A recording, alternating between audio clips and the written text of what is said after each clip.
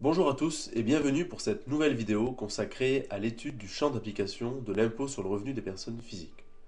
Je vais tout d'abord vous présenter quelles sont les personnes imposables. Puis, et cela fera l'objet de deux autres vidéos, nous verrons quel est le revenu imposable et quelles sont les règles de territorialité de l'impôt. Donc, quelles sont les personnes imposables?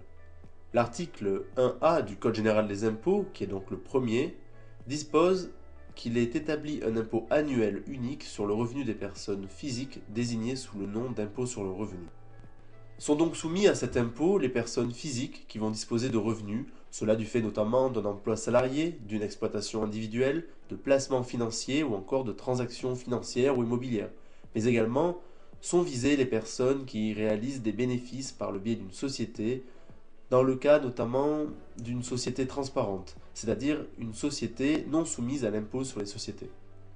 Ensuite, selon l'article 6 du Code général des impôts, chaque contribuable est imposable à l'impôt sur le revenu, tant en raison de ses bénéfices et revenus personnels que de ceux de ses enfants et des personnes considérées comme étant à sa charge.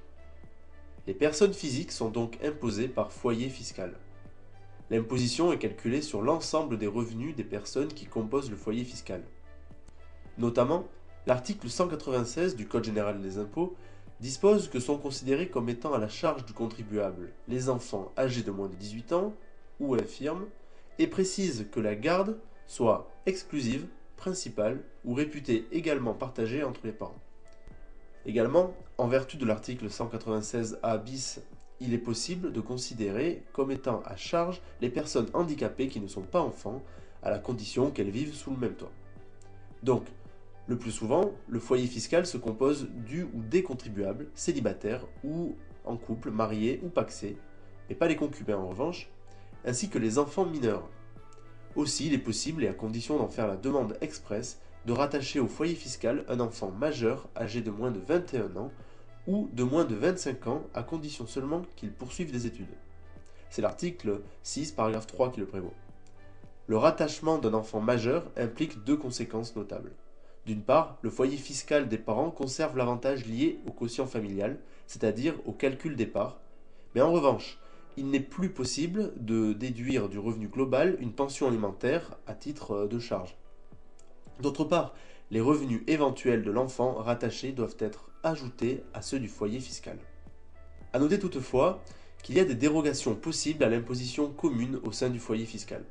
Cela concerne notamment les enfants mineurs qui tirent un revenu de leur travail ou d'une fortune indépendante de celle du contribuable.